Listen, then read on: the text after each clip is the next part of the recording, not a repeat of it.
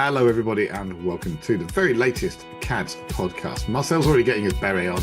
Everybody's feeling jolly and happy, despite the latest Tottenham Hotspur result. But although we are going to talk about it, we're only going to talk about it really, really briefly. We are here to bask. We are here to revel. We are here to enjoy just the glow of Tottenham Hotspur and that big shiny trophy. So welcome, everyone. Welcome to the latest CADS podcast, and welcome, David. Hello, everybody. And welcome, John. Hi. And of course, welcoming Marcel with that lovely beret on. It's Bonjour, Marcel. Basque beret that I sported in Bilbao. It's got Hey. the cockerel on it, and if you can read that, I don't know, it says Fat Blokes on Tour. I can see the on tour. Oh, that's brilliant. I should have been joining you then, obviously. Did you get that in Bilbao, Marcel? The Fat Blokes on Tour I picked up in Barcelona when I stood in front of their flag. Somebody took a photo of me and came up and gave me the pin. So Excellent. All right. So anybody want to talk about Brighton? Anyone? This is I'll begin. I didn't watch it. Yeah. right. I kind of thought when I introduced this, it would be a Bueller moment. No, I don't really think there's much to say. Hey, we lost another game. We set a record. It's record-breaking Spurs pick up the Europa League trophy. We are record breakers, everybody. We have the highest number of losses without getting relegated in the Premier League season. That's impressive. I genuinely don't know anymore. I'm so confused about what's good and what's not at the moment. But hey, the season is over, everybody. We managed to survive. We got through it, and we got to see a great big trophy lift at the end. So let's just talk about it. What is everybody's overriding feelings at the end of this? Well, first of all, coming back to Brighton, which is what you asked in the first place, it really was the typical game of two halves. But I've been there on rugby tour where alcohol plays a big part. Yeah. And the first half, you're buzzing, you're running around. It's great. It's half time that kills you when you actually stop. And the second half, you just want to curl up and die. And that was pretty much how the game went. We were not bad up until about 60 minutes. My mate said, oh, we were good till 60 minutes. I was like, yeah, that's when the hangover kicks in. I mean, like, all of those boys were out on, not all of them, because some of them are Muslim and would not have touched a drop of alcohol. So, good lads. But there are a fair number of boys who I was very surprised even got anywhere near the starting 11. Brennan Johnson must have the most damaged liver. He played the entire match. Like, if he'd been ruled out with a damaged liver, I would not have been surprised, because he was going for it on the on the trophy parade, and he was not the only one. It wasn't a surprise to see Sonny sitting out, because Sonny was obviously like two sheets to the wind when he was doing his little speech. Sonny swearing, unbelievable. Two Fs came out there, didn't they? Yeah. Who would have thought that was possible? I bet his dad told him off. His dad does look a very serious person. I think it's he very. Yeah. Well, I was quite surprised to see some people after the match sort of. I mean, of course, I didn't watch the match, so I should be like precluded from saying anything at all. But I don't see how anyone can make any judgment about any player or about Ange or about the club from that match. You know, when players come back from a 2-day bender with just absolutely on top of the world and play that kind of meaningless match, I just don't think you can draw any conclusions at all about anyone or anything from a match like that. It was really particularly meaningless. I was quite surprised to see people. I mean, I've been Ange out for a long time, but I couldn't be more or less Ange out because of Brighton. I mean, that's ridiculous. I couldn't believe people posting up, it's rubbish. It just doesn't make it means nothing. Good thing Ashley's not here, because he wouldn't be very happy with you saying that. Yeah, he had a bit of a go at me the last time I was on, because I sort of suggested that. And it's all good fun with Ash. Austin was not impressed. I'll be honest. We've seen a couple of words for him. He's been swinging like like he's been in a particular kind of club. And yeah, it's he's struggled to maintain a level head, I think, which I said earlier. I mean, this season has been completely mental. We've seen Yeah. so many losses. We've seen some fairly ridiculously poor performances at times. We've also had good moments, good games against Manchester City, excellent result against Aston Villa in the league right before everything went completely to pot. We had some very, very good games. But then just the losses, the extremely high number of losses, the very poor performances. But if you take Ange at his word, in January, they said, we're going to concentrate on the cup. And it looks like they trained half of the team to play in the cup, and the others were kind of left to figure it out for themselves because the league team, because there was a league team and a cup team, the league team just didn't look as solid, didn't look as well drilled as the rest. When you compared them to the first choice 11, there was a massive gulf in class. And maybe that's down to the coaching. Maybe that's down to Angie's backup, the coaches behind them. Or maybe it's just the fact that they knew that they were not the guys who were going to be relied on for the big games and played as such. Yeah, No, that's very that's why. I mean, that's why I think this is down to Ange because all right, clearly he had the players he was going to use for the Europa, but he should have been able to get a better tune out of those players, particularly when he got most of those players back from February onwards. And this is my criticism of Ange is that you know we should have had some wins out of there. To lose to the likes of Leicester and Ipswich and all that kind of thing is just not good enough, I'm afraid. I'm kind of I'm somewhat nuanced in my opinions about the whole thing. I mean, I came on here and I think it was after the Arsenal home match in was it October, and I said Ange's not the right man for the job. And the reason I said it is because we'd been through, I don't know, I think we were about 8 matches in by then.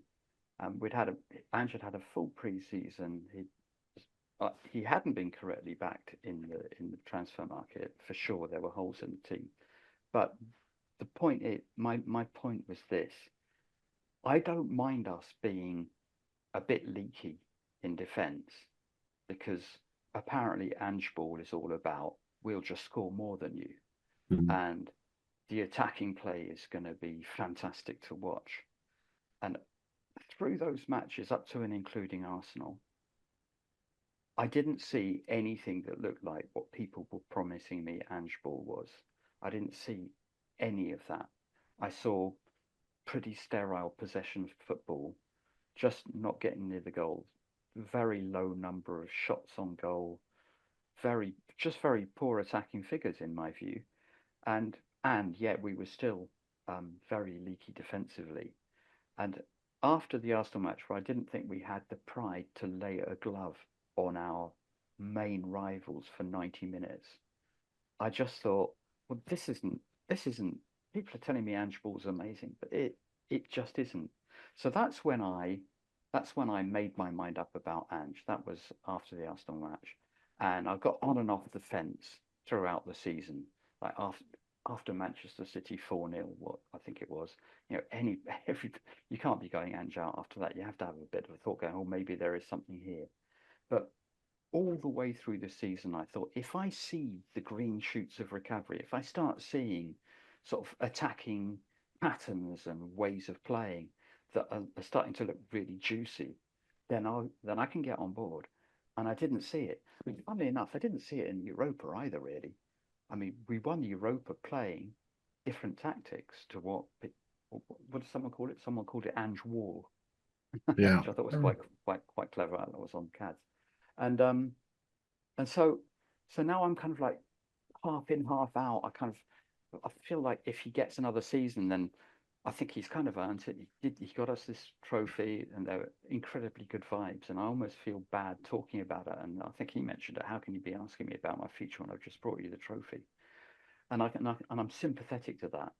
I would also be sympathetic if I said the football has just not been good enough.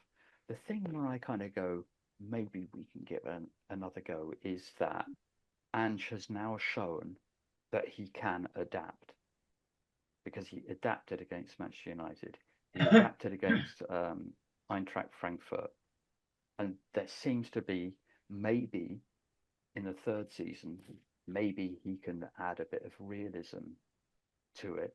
But what he really needs to do is get the attacking play working properly, because it has never worked that well. Well, we do need some people who can finish, don't we? I mean, Tell was typical of how a lot of the have we finished a 1-on-1 this season? You know, very true. Yeah. Oh, Solanke's got a few. Yeah, but he's not a prolific scorer, is he? He's a great hold-up player and he runs his socks off and everything else. But we need people to stick that ball in the net. I mean, the number of off-target shots. Can I just say that is that, in a way, our season's a contradiction. I mean, David was going on about our attacking play. I mean, I haven't seen, for the most part, the way we started off under Ange, you know, that kind of swashbuckling kind of style of football.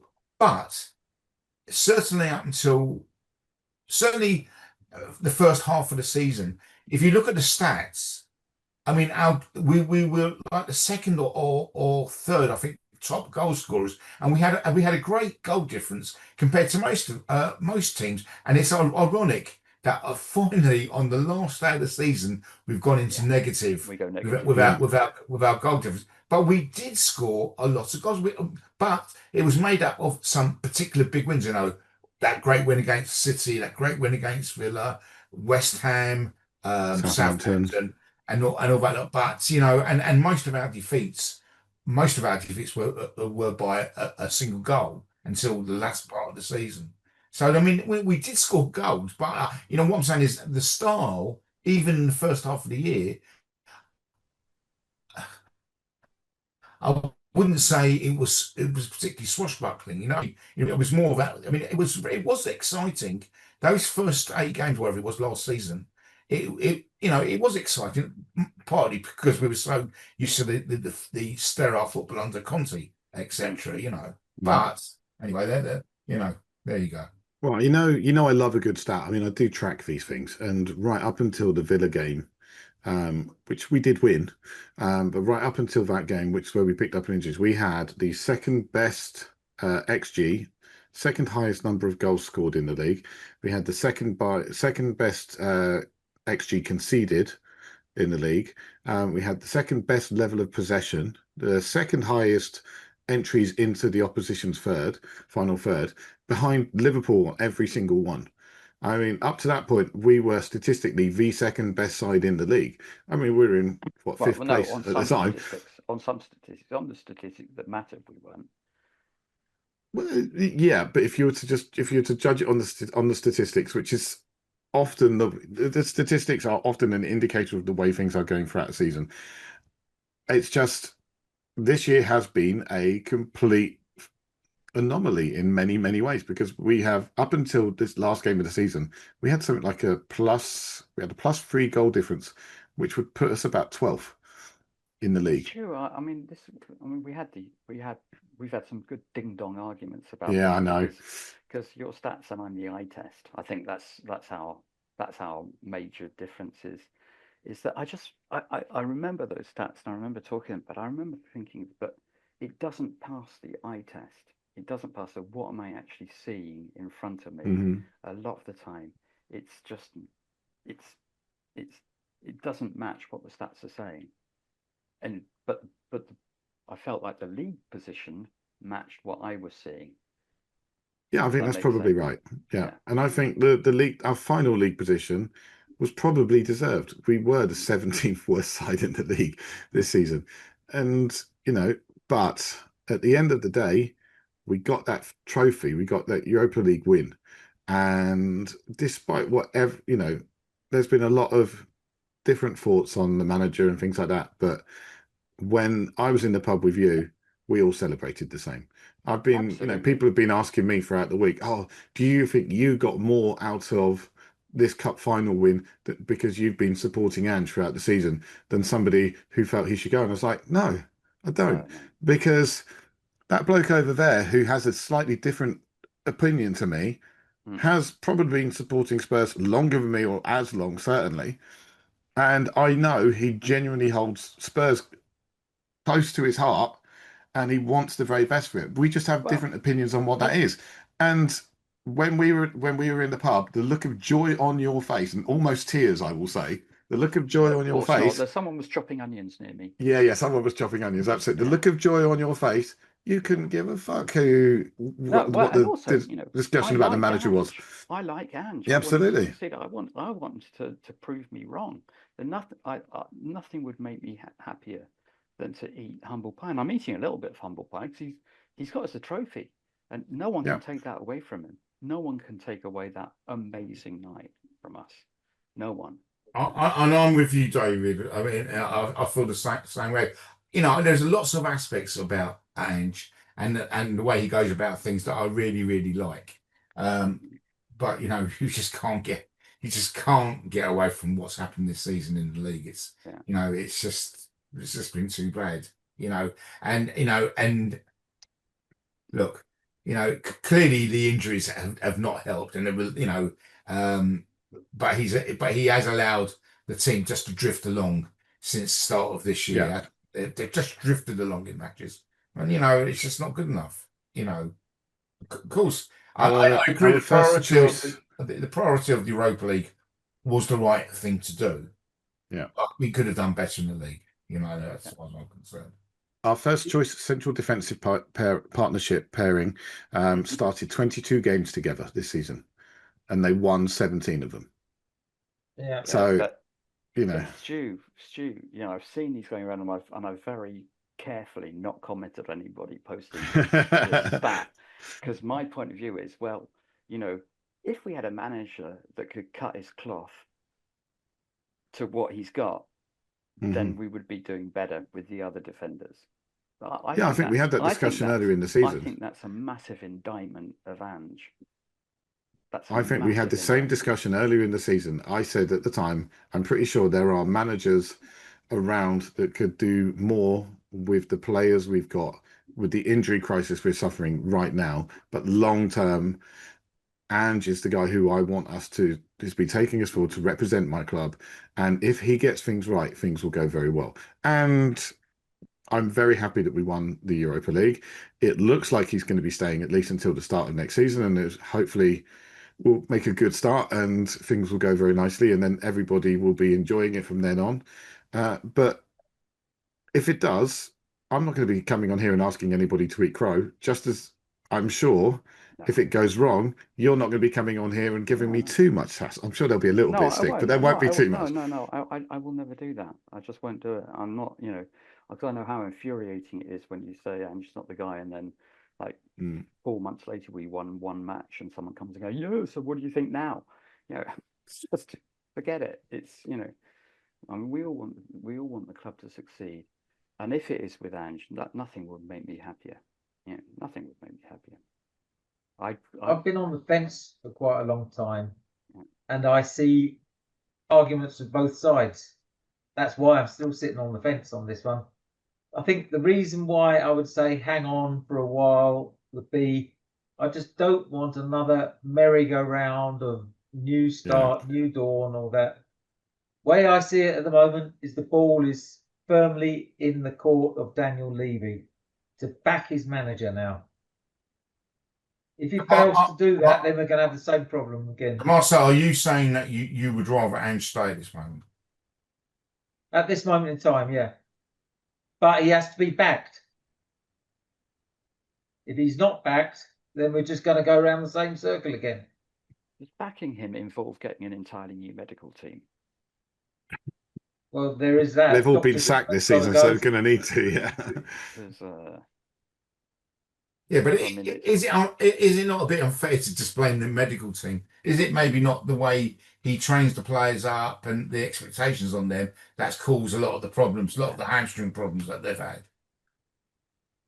I think you're right, and I think also, John, I think this season, this is the season where we've played an awful lot more minutes per game. Yeah. Because they've been adding on like 10 minutes of extra time, and we've also And I think another thing that hasn't helped with the injuries is the very long pauses for VAR, where players are like not able to stay warmed up and they start cooling down, and then the referee blows after 10 minutes and he's not given the goal, and all of a sudden you've got to be sprinting, jogging, sprinting, you know, and that I'm sure that causes injuries on high impact teams like Tottenham more than for, you know, a team that plays without the ball, like Actually, Brighton. I think there has been across the board, not just with Tottenham. There has been to back up what you're saying. I think there has definitely been an increase in hamstring injuries for the Yeah. players this season. You know, It has come later in the season for other teams, but then a lot of them didn't go as far into the cups as we did. yeah. We went Right. deep into the League Cup, all the way through in the Europa League, FA Cup, not quite as far as some of us would have liked, and obviously 38 games in the Premier League. But I mean, Arsenal suffered some injuries. Bournemouth had a string of injuries. We've not been the only ones. I think we've had it worse than anybody Well, the this difference with season. Bournemouth, and the difference with Bournemouth, and I've alluded to this before, is that they had a lot of injuries, and Areola dealt with it quite well. But the difference being, as you say, we had a long run in the League Cup, and obviously we've got our way in the Europa, and he didn't have to contend with that at all. They had a run in the FA Cup, that's true, but They went straight out of the League Cup. Yeah, They didn't go that deep into the FA Cup. well, they got to the quarterfinal, didn't they? I think. Yeah, they could have gone further, but yeah. I part of my thing, I agree with Marcel. Part of my reticence to really consider changing managers is I think there are very few managers that we've been linked to who I would genuinely go, yeah, that's a step up. I'm not impressed by Silva. I'm not impressed by Areola. Thomas Frank, those guys, yes, they've got Premier League experience, but Silva's been working at Fulham for quite some time and it's only starting to get a tune out of his side now. Areola had an okay season last time, but he's just been on a losing run that would probably get most Spurs managers sacked.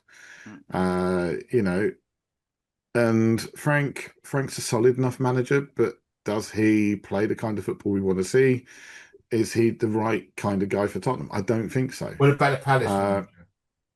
Glasner plays free at the back, plays counter-attacking football. Is not the kind of manager we want, and we'd have to be going out and spending a lot of money to be beefing up our defence because we'd need probably another 2 or 3 central defenders, and we need to change things around a lot.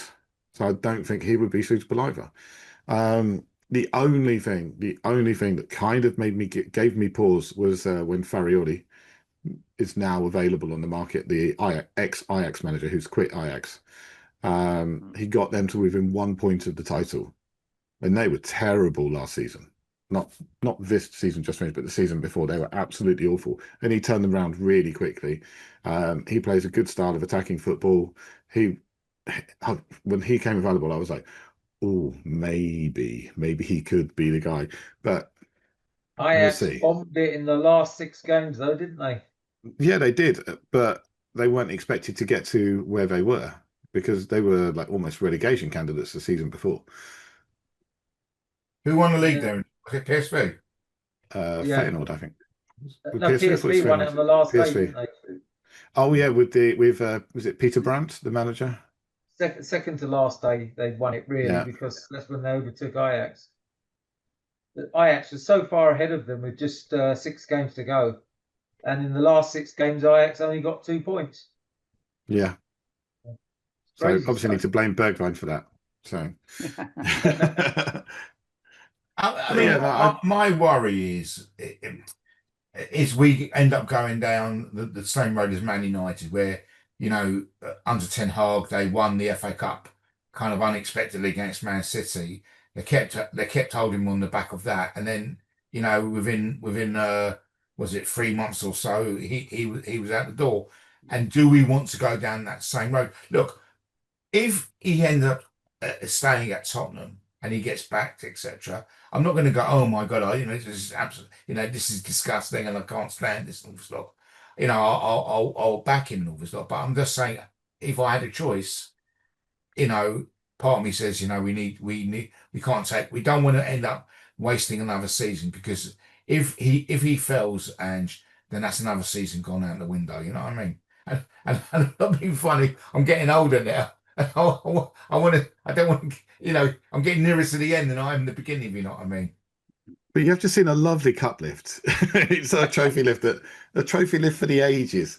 Yeah, absolutely. No, When we I think won the the cup, consensus seems to be on this board is that if he's back, because I definitely don't think we want another summer transfer window where we sign 5-year-olds and then put them in the first team and say, come on, win the league with that. I think the recruitment this summer, and that's almost irrespective of Ange, needs to be sort of first team ready, experienced players now. But he's sort of said that that's what he wants, isn't it? Yeah. To be honest. So you know, well, I did wonder whether that big was... concern on that though is the potential return of Fabio Paratici, because there's a lot of talk about him coming back to the club. And he would come into some kind of executive in charge of the football side of things, or he'd be getting involved in transfers. And that is exactly what ended up basically forcing Johan Langer out of Aston Villa. So he was effectively shunted into, oh, well, you can work and bring in the young kids while we would concentrate on the first teamers. And he was like, no, I don't want that. And he left. And I think Langer's done excellent work at Tottenham. I think he's brought in some very, very good players. He's made very few mistakes. There has definitely been a focus on younger players, on the youth. But you look at Danso, 26 years old, come in, done a very good job for us. I think it's looked very solid, and I think he's got the capacity to bring in more players like that. Yeah. I'm quite... Well, there's a pause. Could I just go back to the hamstring thing? Yeah. Did I read somewhere that we hired a sprint coach halfway through the season to teach the players how to sprint? Well, now they've tried to I think they've talked about retraining Van der Ven about how he mobilizes his body and stuff like that. So that's a good thing, obviously. There was a thing about they were working on his biomechanics to make sure that he's running the right way, because they said the way he runs does put strain on his hamstrings. I'm not sure how jumping in the air, clearing the ball off a line and landing heavily on the field, I don't know if that does you any good, but my word, that was good. That to me, that was basically the goal of the season, wasn't it? Yeah. You see what I mean? It was as good as a goal. It was as good as a goal. And Vicario making a very good late save as well was. Yeah. I was right behind that. I was. Oh wow! Oh, that must have been amazing. I've got it. No, I can't. That was at 7 minutes, wasn't it? The stoppage time, Yeah. Here's a little contentious thought for you, right? And it'll play into the hands of the many detractors of us and the winning of the trophy. And let's not talk about it then.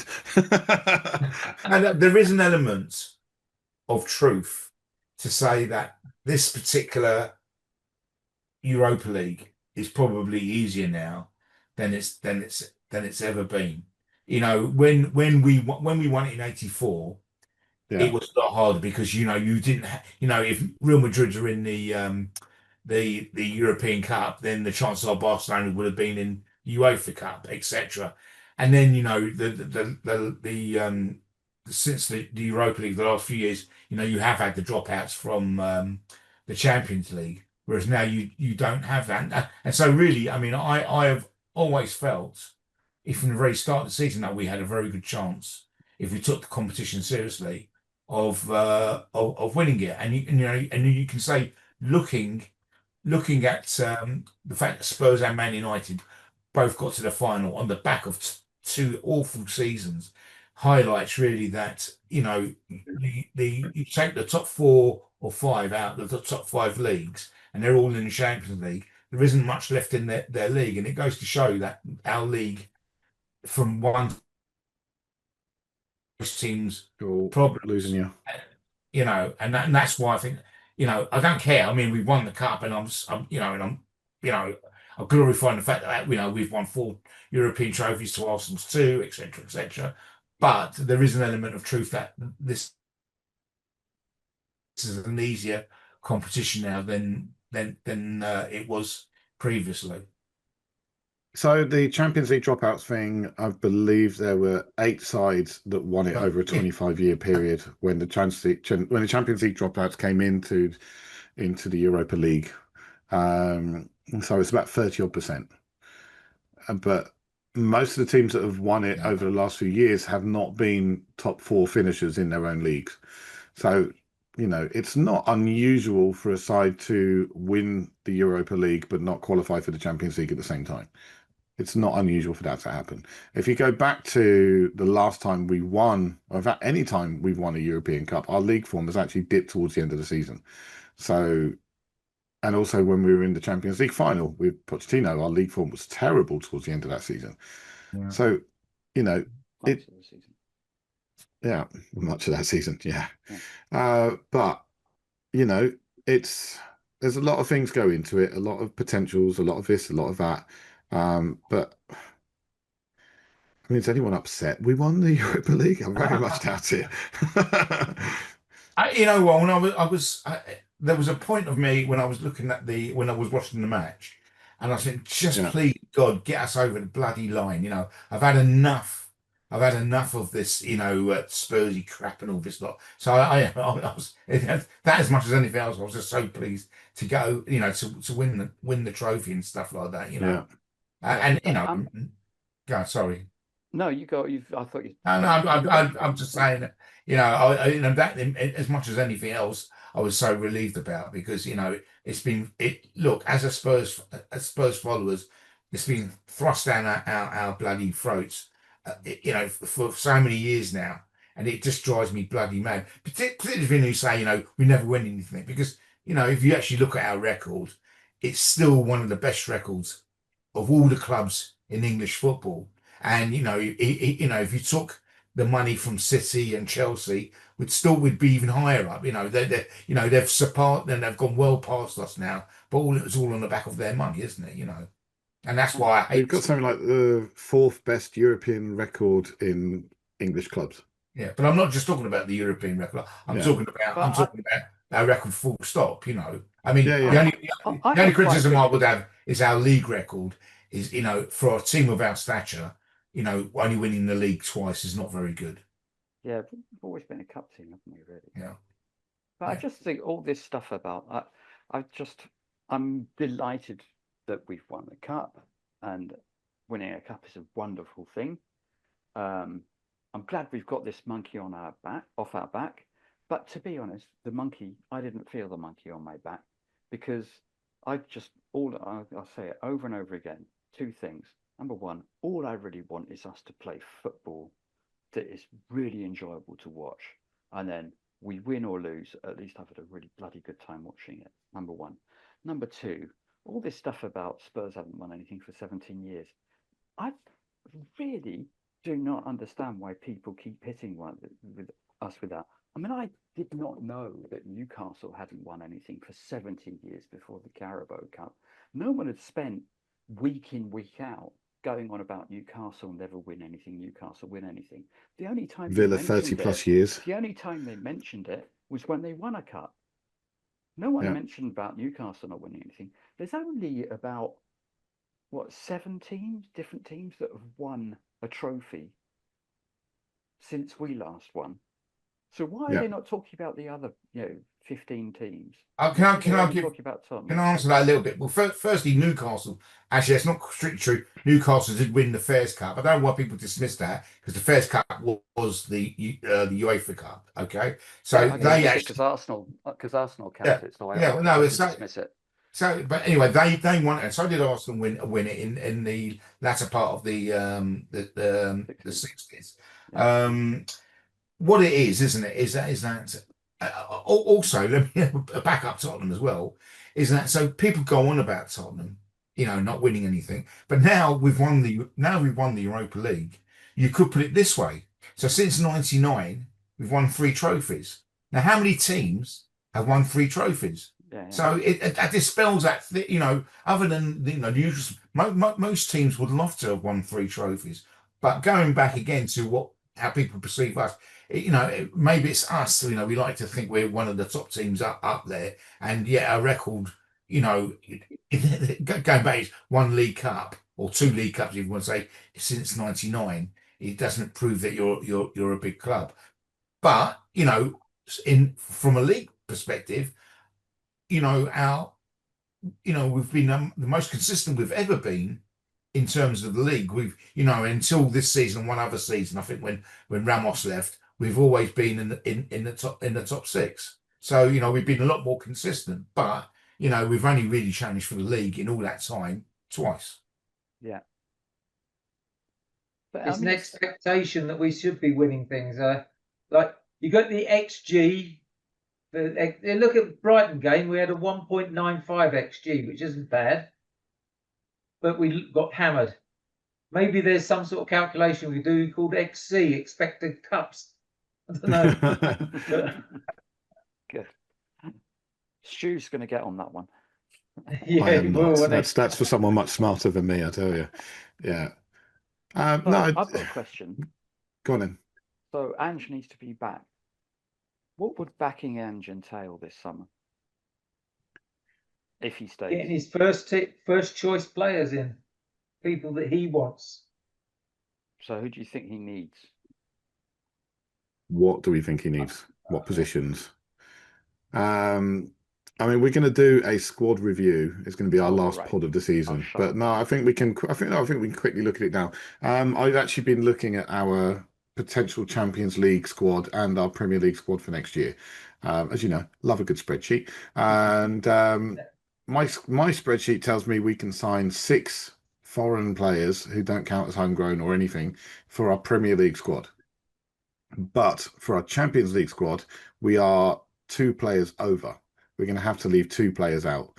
That's saying that Yang is going to be potentially in there and that Vuskovic is going to be in there. So without anybody leaving, we can't register those 2 players. And we can only name 23 players because we only have 2 players who are homegrown at club. And we're lacking in that area as well. So we do need some players. We need quality backup as much as anything. But I think the thing that I'm going to be coming back to time and again when we do our squad review is we're going to need to be ruthless. And to be ruthless, I think we need to get rid of some players who just want something with us. And I would not be against Bentancur going. I would not be against Bissouma leaving. I would not be against Richarlison leaving. And probably most controversially, Maddison. Yeah. I would not be against him leaving as well. We need somebody who can be more consistent and more involved over the entire season. And I think that's the word, consistency, isn't it? Yeah. Because all the people you just mentioned are great players, but they're not consistent. I think the only one I Bentancur's got better. Bentancur. I think Bentancur is the only one I take exception. Yeah, but his contract's running down. He's got 2 years left on his contract. He's had a bit of a rough time at Spurs, got banned for how many matches for being racially offensive in a very poor joke against his own captain. There's an awful number of reasons. And I love Bentancur when he's on form. I've said so many times, he looks like he's someone who could play in slippers. He's just so good. When he's on top form, when he plays like he did in that final, he's integral to us and he could be so good. But we need to make some changes. I really think we need to bring in somebody who's going to knit that midfield together and just make everything tick. So to do that, I think we need to bring in someone that's going to cost some money and be very, very carefully selected. Haven't you also got to, before you do all that, you've got to work out which players are going to be leaving anyway? Unfortunately, like it or not, I think Romero is going to probably leave us. I think probably whether he having won the cup, he might have to change a heart. I don't know, but I think it's more likely that he's going to leave. I think Davis looks like he's on his way out. Well, Davis out of contract. There's 6 players out of contract this summer, and I don't think any of them are going to be staying on. So Whitman, Forster, Davis. Davis is doing his badges, isn't he? I think he might get a job as in coaching it. somewhere in He's the been club. doing his badges for a while, and that West Brom job I think is still available. So he might want to be making a move They into want Ryan management. Mason for the West Brom job, don't they? Yeah, they do. Yeah. Mm. So maybe he'll join our backroom team. Who knows? Maybe he'll Sorry, be a replacement for Ryan what are Mason. the 6 players out of contract? So besides Davis, Forster, Alfie Whiteman, Davis. Are you leaving us, David? No, I'm just saying goodbye. I'm just saying, but they can go. Dave's out of contract. Yeah. Yeah, I think there's 6 players in total. Oh, Reguilon as well. Sergio Reguilon. and Werner's clearly not Werner's, going to yeah. go. And I there mean, is one more who I can't remember. I'm Oh, can't say I'm and yeah, impressed by Matisse Tell as Tell. well. I'm Matisse not Tell. overly. I mean, I can't think laying out 40, 50 million pound on him. From No, what I've seen, is worthwhile personally. no. He's A lot 15 of mil talk that top, isn't well, there's a lot of talk we're trying to negotiate that down to around 30, which would he? I still think be that's good too money. much still. I think he's got something. I think he's got something. When he's playing well, he looks very good. Are you talking He about just needs Matisse to be. Tell? Yeah, Yeah, I think he's got the right attitude. He's got a yeah. real. He's got a real He seems competitor's bought in, attitude. doesn't he? He's got a competitor's attitude, and I like Yeah. that. And one of the things I do like about him is he fronts up. Like when just after he joined us, we lost a game, and he was the only one that went up to the fans and applauded the fans and went to try and talk to them, because that's something that happens at Bayern Munich. When you lose a game, you don't hide. You go and you applaud the fans that came and followed you, and you show that you appreciate their support. And he was the only one doing it. So I think But if I'm Benson really was honest, grabbing in hold of that him saying, list, "No, don't want to be out here. Come into the changing room, buddy." in that list of ones that are out of contract or leaving, apart from the fact that I have a very soft spot for Ben Davis, none of them are going to be a big loss. No, I agree. No. I None agree. of them. If anything, I think Reguilon probably should have featured more this season because he's Yeah, not been injured. And I did feel that if you're going to rotate and you're going to bring players in, then having a left-footed left back is actually a reasonable thing. Yeah. And it could have been used. When he did play, he never let us down. No, he did really well. I thought he actually put in a good performance, considering somebody who knew he was on the way out, I who was knew he very was not the impressed with manager's his first choice. attitude. His attitude His was attitude was excellent. exemplary. Yeah. Yeah. And I hope wherever he goes, he gets a good move and he does very well. Me too. Yeah, I agree with that. Yeah. Going back to Champions League squad, Stu, would you know, is Danso a homegrown player? No, he is not. Because he started needs- at Milton Keynes, didn't he? Yeah, but he moved. You need to be playing in the association for a minimum of 2 years between the ages of 15 and 21. He moved back to Germany, I think it was, when he was 15 or 16. But his So he English does is not. good enough, so that His should English count. is amazing. Well, he lived in Milton Keynes for a while, so yeah. Yes, that again. His English is amazing, but he does not qualify. He does count as homegrown association in our league registration. He does not count in terms of the Europa League. Okay. So that is a bit of a wrinkle. But then Champions League. Champions League. Oh, Champions League, indeed. Yeah, I keep thinking. So Romero, it sounds like Romero might want to leave, although there's a bit of doubt on that after what he said this week. Although that might be in the emotion of the moment. Mm-hmm. I think we can still basically work on the theory that he'll probably leave. Is there anybody else that's angling to leave? Radu, but I think. Kulusevski, isn't it? And isn't there meant to be isn't City or something meant to be interested in him? Yeah. Well, Napoli, I think. He's injured for 6 months, so he's not going anywhere. He's not injured for 6 months, is he? So I think I'll take it. I think I heard it's 6 months. Oh, that would be horrible. Our Romanian defender is, I believe, probably likely to move on. Yeah, there's not many who are angling to move, I think. Okay, so maybe Richarlison potentially.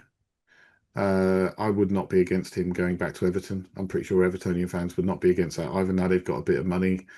I'm sure they'd love to see a slightly better injury record from him because he's had a terrible few years. Heart if he leaves, it really will. But I completely understand it, but it will break my heart because I just think he's such a great guy.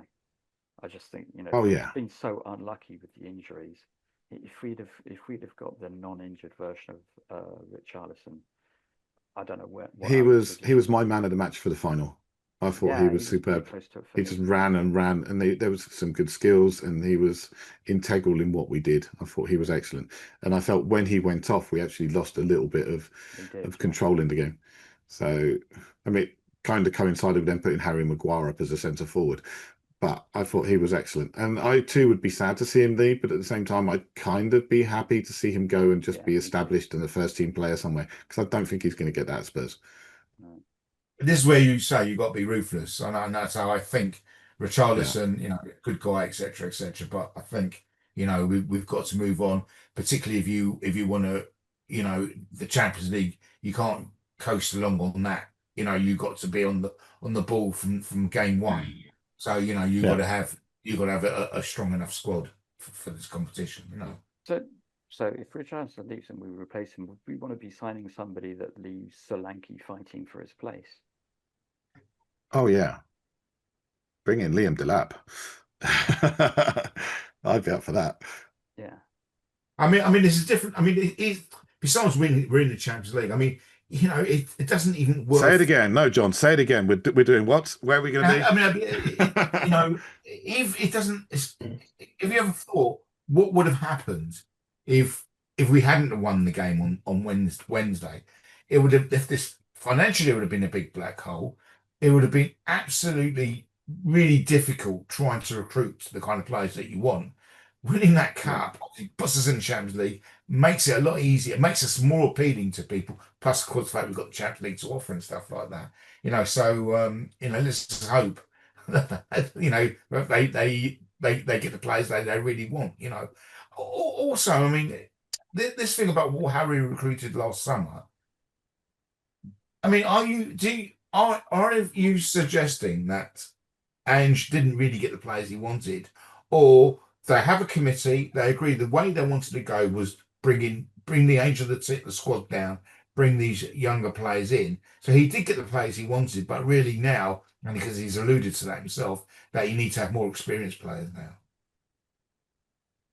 I think he was. It depends what you I think believe. he was on board with the recruitment. think. Everything makes me believe that Ange was on board with the recruitment. I can't remember where or who it was, but I remember earlier in the season saying that he wanted player X and Y, but he got Z every time because our usual dithering in the market, you know. Yeah. That's all. I can't remember. I don't recall. I don't recall that. Really, I mean, I don't recall that particular thing. I know that. I mean, we were linked to the guy that went to Chelsea, the winger that went to Chelsea and didn't play a huge amount of games. Yeah. We were linked to the Liverpool winger, Federico Chiesa, who played 4 times for Liverpool. We were linked to Eze, who had a lot of hamstring injuries the previous season. I thought that was probably too risky. We were linked to a lot of players, but we get linked to so many players. It's almost a joke. I mean, I kept a spreadsheet of it last year. It was over 100 names long of players we've been linked to. And some of them you're just like, well, that's not happening. And we've already started again this year. You know, we've been linked to Benjamin Sesko, who's also been linked to City, Napoli, Arsenal. We've been linked to Jonathan David, who has again been linked all over the place. He's available on a free. We've been linked to Rayan Cherki from Lyon. Personally, I think that would be a horrible move. Being linked to just means a journalist has made something just means some journalist has made up a story somewhere. Just like the sort of thing Ashley would do. Speaking of, hello Ash, how you doing? Hi, Ash, you with us? I think. Are you there, Ash? I am. I've been sick all weekend. I think mate, you sound like I do. Yeah, post celebrate too much hugging and kissing at the Greyhound. I think it just caught up with me. So I think I'm an hour late. Did I miss all the good stuff? You missed some of the stuff. You can catch up later. You missed stuff. I don't know whether it was good stuff. Actually, the consensus was Ange has definitely got to go. No, I'm only joking. It was absolutely not. Hey, I was not on that consensus. Stu said he's got to go. Stu wants him out. No, you know my copium dealer would not be okay with that. Well, I am concerned with I caught the tail end of your conversation about Levy's dithering, and this post win sounds like more dithering. Like freaking, he's going to be a manager. He's not. We're going to announce a new one. Just announce it. Nothing. It's just dithering. It continues on. He's not a football man, and he will always be that will always be an issue as long as he's there. He's obviously an economics guy who is used to not committing himself to anything. I No, thought the chairman's statement at the end of the season would have been the perfect time to say, right, we're going to move forward with Ange next year. We're going to be backing him. This is what we're going to he didn't, do. right? Nothing. And he just didn't. I mean, he did say we move together next season. But how together is that? But apparently behind the scenes there was talk of making some changes earlier, regardless of whether or not we win. But since we've actually won the cup, there might have been a slight change of opinion since. No one's really sure. But I think Ange is pretty confident he's going to be there next year, because I really don't see Ange committing himself the way he has. The stuff he's been saying, he's been very, very clear he wants to be in the club, and it's going to make the club look very, very bad if he wasn't going to be. I think he would have been a lot more circumspect if the chances of him not being there was a reality. Yeah. So Stu, so why the dithering? Because it's Daniel Levy, and that's what he does. It's is anybody surprised? But he must be having some sleepless nights at the moment, wondering what he's going to do. I must admit, this is one particular thing I'm glad I'm not in Levy's shoes, because this is a very, very difficult. Because either way he goes, there's going to be some factions that are going to be totally opposed to what he does. He can't win, really, I think, in this particular case, until the season starts, and then we see what happens. Yeah. Well, the squad certainly seems to be backing him. The general fan base seems to be backing. There's been a lot of forums that have been, going out and doing polls. A lot of major accounts on Blue Sky have run polls, and everybody seems to be behind Ange. Even on the Change for Tottenham one, which is the Change for Tottenham group, is basically a lot of Ange out people, and they were something like 60% Ange in. So in stadium, it's clearly Ange in. Well, certainly at the procession, the tour, that definitely looked like it. Talking of, can we just take a minute? We had a fantastic parade. We had a fantastic parade with 250,000 people on the streets, and it went off really, really well, and everybody had a great time. And then Monday happened with Liverpool, and I think we should just take a minute and be very, very thankful that we were not involved in anything like that, because something like 40 odd people have been injured in this incident. 4 people seriously injured. Yeah. And I think we need to take a moment and say that we really hope, all of us here hope, that everybody pulls through and makes a full recovery. And regardless of our feelings about rivalries and things like that, and we've had a few tense moments against Liverpool in the past, but football rivalry goes out the window on a thing like this. Get well soon, everybody. And you'll never walk alone is not just a thing with Liverpool right now. We are also here to help you out if there's anything. So hope everyone comes through and everything gets resolved. But again, we had a great time. And can I ask a question about our parade? You guys who live perhaps maybe in London or near London, is that only one? Only John. Is 250,000? Is that a large number? Because they said there were 500,000 out for the Liverpool parade. Maybe that was blown out of proportion. Is that a big number? It looked like on the screen, and I watched all 3 hours of it. It seemed like it was huge, and it went on forever. I've seen huge parades here in the US where there are more people here, obviously. But I'm just wondering what your perspective is of course, there are more teams in London, so the fan base is split up, maybe, 8, 10 ways or something like that. So is that a big number? Was it surprising? Was it more? Actually, I think two things you've got to remember is, firstly, it was held on a work day, although they did shift the time to a bit later, so that didn't help. I mean, it would. I don't know why they couldn't have had it on Bank Holiday Monday, where nobody would, most people weren't working. So that, to me, that would have been the ideal solution. And I hate to say it, but and it was proved when I went to the Champions League final in 2019. Liverpool are a bigger club than Tottenham, and so they get fans. Well, we got fans all over the place, but they got more fans, and so it was a good turnout. 200, it was 250,000 people and all that lot, but and probably would have been more if it was held on the Monday, in my opinion.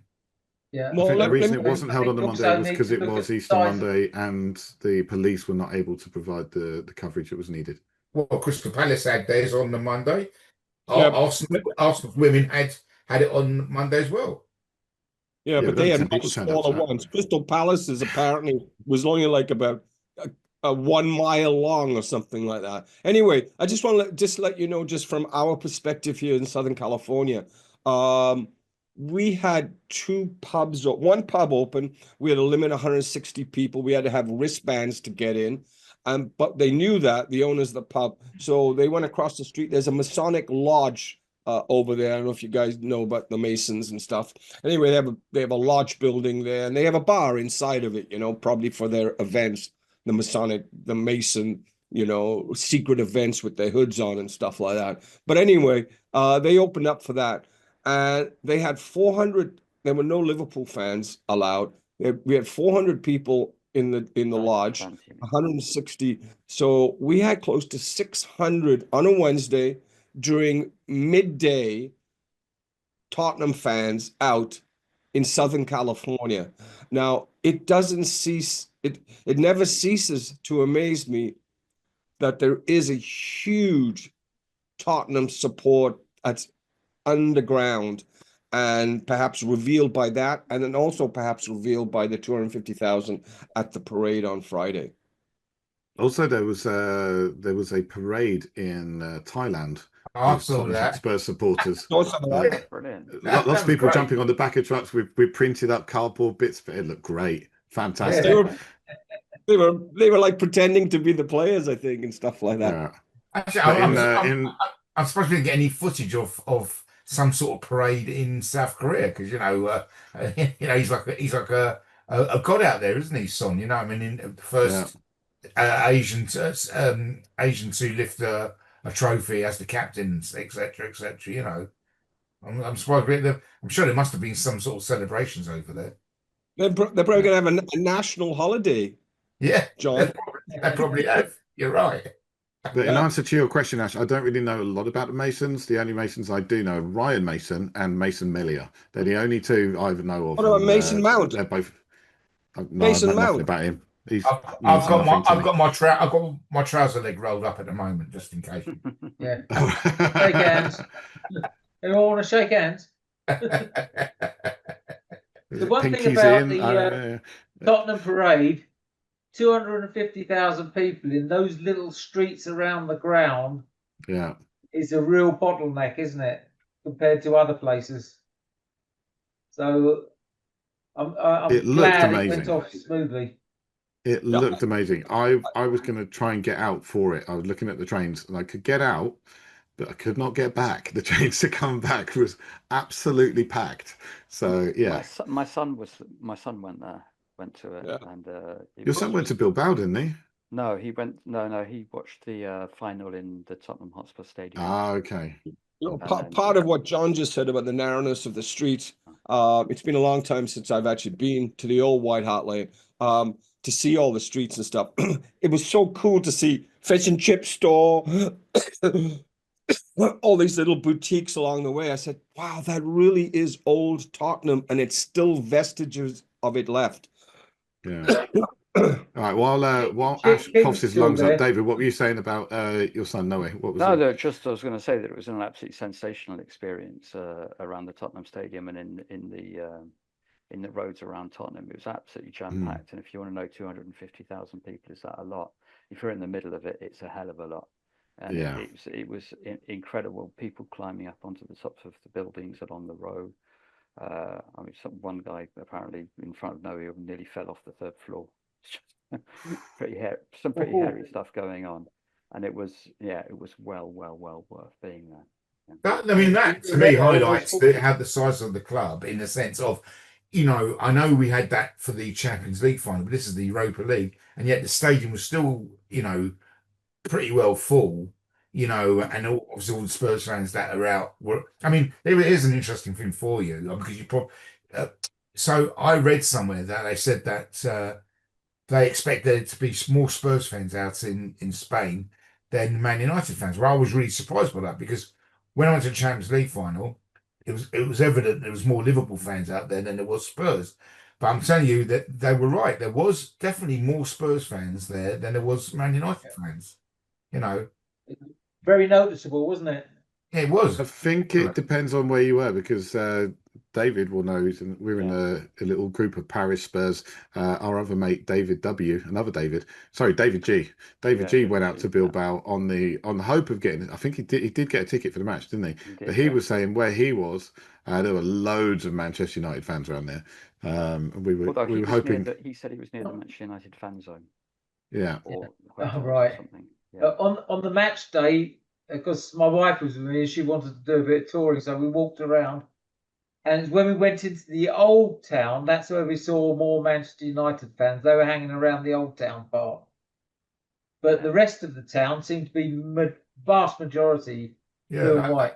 That was my impression. And even in the stadium, I think it was evident that it was actually more Spurs fans. Again, somebody was telling me that a lot of Man United fans, when they beat Athletic in the semi-final, they bought a lot of tickets off of them, because obviously they thought they was going to get to the final. But in my opinion, I'm not saying there was masses of more Spurs fans, but to me there was bigger areas of Spurs fans around the stadium than there was Man United fans. And I think Bilbao fans were supporting Tottenham because they were pissed off with United. Yeah. Good point. No, but it begs the question that I was asking. I don't know what you guys feel about this. Is there an untapped reservoir of Spurs fandom which could rise, given that we continue out of this malaise that we've been in, and that if we move on past this, I have a feeling here in America it'll start being tapped. I wonder what you guys think about perhaps around. Look, in Thailand, it looked huge. In Korea, it's obviously huge. In Asia, it's obviously huge. Australia, huge. A lot of it because of Ange. What do you guys think? Do you think there may indeed be a huge reservoir, or if not a half a reservoir, of untapped Spurs fandom out there? Spurs have always had a big following, globally and even domestically. And I've always said that certainly domestically there are more Spurs fans, say for instance, than there are Chelsea fans. But because of the rise of and popularity of things like the Champions League and all these trips that they do around the world and stuff like that, then it has to be said that, like for instance, you go on holiday anywhere, you rarely see a Spurs shirt for sale, but you'll see Chelsea and Man City shirts for sale. So I think it's an unfortunate fact, but globally they have risen, the likes of Chelsea and City, to a greater degree than what Tottenham have done. But Tottenham had a number of years of success and would be equal to them, if not bigger, in my opinion. But at this moment in time, it's a bit boring to say it. I mean, if we're successful, we'll get more fans around the world. We'll pick up more fans. I mean, there are fans out there. I mean, I was in the park just this weekend, and there was a little girl about 6, 7 years old wearing a Spurs tracksuit. I was so tempted to go, come on, you Spurs, but I don't think it would translate that well into French. And I don't think a 47-year-old man talking to a little girl, probably 40 years younger than him, would be a great idea. So I kept my distance. But I was like, go on, girl. Kicking the ball around as well. Good on her. So maybe she'll be a future lady. It's true. You could have said, Allez les Spurs. Come on. You could have said that. That would have worked. Could have done. I was quite surprised in Paris by the number of people that came out when you compare it to the number of people that typically come to matches. And there's an awful lot of Spurs fans that stay home and watch, like that only came out on Thursday night that I've never seen down the pub. What, in France? Yeah. When we went to the pub. The pub where we watched it was absolutely rammed. So it was rammed. How many people do you think were in there? Between 50 and 100. Yeah. I think about 70, so yeah. Yeah. And which was a small pub. And the busy. Cock and Bulldog was rammed as well. You both should have driven into Spain and because the fan zone was actually very well organised. And they had the big screen up and all that, it just to be part of that atmosphere and stuff like that, I'm definitely going to go to and watch us when we get to the Champions League final. I can't remember where it's going to be, but I'll go and watch us there. Yeah, I think it was probably easier for me, wasn't it, than you two, because I'm only a 6-hour drive. Yeah, you're probably about 12-hour drive. Well, where do you live, Marcel? Well, just about 2 hours north of Toulouse. Oh, right, okay. That's why we just jumped. You want to hear my journey was planes, trains, and automobiles. I mean, we flew in on the Monday night late on a Monday night to this place called Santiago to Compostela or something like that, which is Santiago, north of Portugal. That bit that's still Spain, and then that's the target of a big long pilgrimage walk. That's right. So we stayed in a hotel local to the airport on Monday night, and then Tuesday picked up a car, and it was about 320 miles to where we were staying. We stayed about 20 miles outside the centre of Bilbao. My son booked the hotel, the apartments about a year ago, so they were reasonable. And then on Thursday, so on Wednesday, we must have been in the stadium at least an hour and a half after the final whistle, and then we eventually got back to our apartment about 3 o'clock in the morning, and then we had to be up at 7 because I then had to drive 160 miles to Oviedo airport, and then we took a flight from there to Palma in Mallorca, and then we had a 6 hour we had a 6 hour layover in Palma. In fact, I would have stayed in the airport. My son said no, and we got a cab, a 5-minute drive out from the airport to this little resort. Well, actually we had a really nice afternoon, had a beer, had a meal, had an ice cream and all that. Then went back to the airport, and then we got a flight. There was a flight at 9:15 back to Luton. So that was my journey. What a fantastic odyssey you had. Well, it was to be honest, which ended in Luton. We've done that a few times, because all the cost of all the flights, etc. They always shoot up, but so there's always a way. And what really surprises me is that when you go like to Palma or you go to Oviedo and all this stuff, you think to yourself, surely nobody else is going to be doing the same thing, and you'll be amazed at how many other people have done a similar kind of journeys like that. It's fascinating, to be honest, because you wouldn't do that if you was going on holiday, but you do that for your football team. That's brilliant, John. What a brilliant trip. Well done. To answer the question about the next Champions League final, it would be held in, and get this, the Puskás Arena in Hungary. Yeah, and of course Puskás was Angie's coach when he was playing football in Australia. He is a major influence. It's nailed on, isn't it, everyone? I'll be printing another t-shirt. Aren't you all jumping ahead of yourself? We've got the Super Cup to contend with on. Yeah, I was going to say that. Where is the Super Cup? In Udinese. Where? Okay. The second question: if we win it, does that qualify us for that World Club Cup? No, it does not. No, you have to win the Champions League to qualify for that. Well, I heard it on one of the podcasts. You should double check that, Stu. I have looked into it. You either need to win the Champions League or you have to be an invited side, which is why Chelsea, I think, are taking part this year because. No, but in fairness to Chelsea, they won the Champions League within the last 4 years. The teams I can't understand that are in this World Club Championship is Salzburg. Why are they? Why are they in it? Benfica. Why are they in it? I mean, what have either of those teams done? Well, Salzburg have never done anything as far as I know in Europe, and Benfica probably at least 30 years ago or more since they last won a trophy in Europe. So I don't understand how these teams again isn't there always a Middle Eastern club that we've never even heard of who gets invited as well? Yeah, the Asian champions, or the a Saudi club or some Yeah. Saudi club or something that are useless and whatever. But But anyway, do we really want to be in it? No, we want- interested.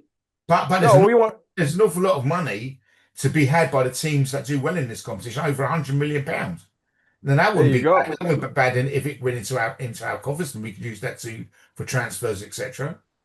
Mr. Levy's going ka-ching, Levy. ka-ching. Yeah. So it's the 13th of August, this match, is it? 30th of May. Oh no, sorry, No.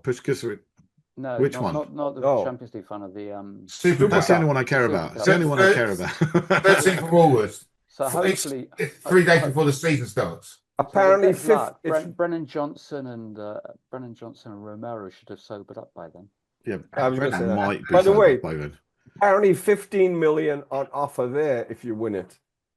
15 million. I might try and win it then. Yeah. All right, gents, I think that's a good time. We've had a good long one tonight. Thank you very much for joining us, everybody. If you've managed to make it this far, please give us a like, please subscribe. We are available on all major podcast platforms nowadays. We will be back. We're going to do one more pod like this. We'll be talking about the transfers potentially. We'll be looking at the squad overall, and that will effectively round out our podding season. And then we're going to take a break. There'll be some interviews along the way. One special one coming up, which I'm not really supposed to talk about, but it's going to be good. And then we've got a few little ones along, just going to be interspersed throughout the summer as well. So keep your eyes open, have a listen. But of course, thank you very much. Sure, come on, you Spurs. Go on then, John. Just jump in right at the end. Just my final line for the second to last one of the season. What are you, Austin? I just want to say that for your final meeting, or whatever you want to call it, you should call it being arsey. What's it like to be arsey, not winning a trophy for a number of years? Talking of, did anybody hear the Southampton chant? Yeah. Yeah. One more than you. Love it. I'm not going to look into a name change for the last pod of the season, but no, yes, it's been an interesting one, but yeah. Anybody want to say anything else before I close this out? About Arsenal, you heard the joke about Arsenal on TalkSport. They're saying how far are Arsenal from something in Europe, and the Spurs fan phone up says you're about 4 miles from a European trophy. Yeah, something like that. Right. Yeah. I did say before the season we're not going to finish top 4 or top 5, but I said, but I'd like us to win a cup. I said League Cup, Europa League counts, right? Yes. Yeah. So my goals happened. Thank you, Tottenham. Well, if you're not going to win the Champions League or the league, then really we've won the best trophy, because it's given us the Champions League, isn't it? Absolutely. Yeah, exactly. Yeah, we got Man City and Arsenal 2nd and 3rd in Champions League. 17th, but we win a cup. They didn't, and we're in the Champions League as well with 100 million more pounds. So who's had the better season? Marcel, give us your thoughts. Final thoughts. Come on. All I say is adios. Adios. David. Just au revoir. I'm going to keep dining out on all these videos and stuff about that final and about that cup, and I'm still buzzing, even today, and I don't know when I'm going to calm down. And, excellent. Thanks for sharing the misery as well as the joy on this podcast. I really do. Absolutely. Yeah, no, Well said. it's been an interesting year. We've had an interesting year. I think Yeah. it's our second season of doing the podcasting, but you know, thanks everyone for joining us. In terms of the videos, I thought I was done crying, and then the one about Sonny and his journey came up, and I was in tears by the end. I was like, damn it, someone's cutting onions again. Oh, look, Yeah, I no, think the it one was that great. got me in the feels most was Sarr not able to watch the last minute and Oh, that's great. That's a great gambolling one. down the pitch Yeah. like Yeah. a happy puppy. It was amazing. Yeah, I remember being able to move like that Yeah. 20 odd years ago. Could you have All done right. after playing a match? Anyway, we Yeah, probably stop. absolutely. Yeah. All right. Thank you, everybody. Thank you again. Let us know what your favorite video you've seen over the last week is down in the comments below. You can actually send us an email as well now. We've got an email address, cadspurs@gmail.com. That's CAD Spurs, as in come and discuss Spurs, at gmail.com. And I'm not guaranteeing a reply, but you might get one. And maybe if you're interested, we might get you on for a chat sometime. But thank you, everybody. I hope my voice recovers for the next one. But does everybody want to say it together? We know what's coming, right? 3, 2, 1. Come on, you Come on, Spurs! you Spurs.